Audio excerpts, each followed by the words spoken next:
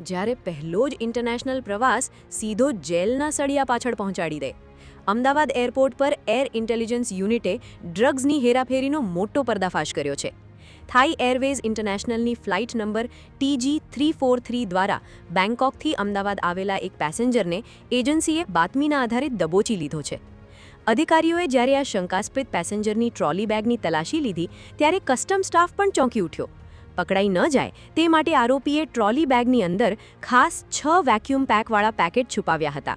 આ પેકેટો ખોલીને તપાસ કરતા તેમાંથી 6.540 કિલોગ્રામ લીલા રંગનો હાઈ ક્વોલિટી ગાંજો મળી આવ્યો હતો, જેને એજન્સીએ જપ્ત કરી લીધો છે.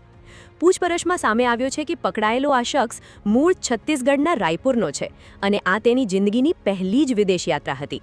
પોતાની પહેલી જ ટ્રીપમાં તે કરોડોના ડ્રગ્સની ખેપ મારતા રંગે હાથ ઝડપાઈ ગયો છે. હાલ એરપોર્ટ પર ગુનો નોંધી એ તપાસ કરાઈ રહી છે કે આ ગાંજો બેંકોકથી કોના કહેવાથી લવાયો હતો અને અમદાવાદમાં કોને સપ્લાય કરવાનો હતો.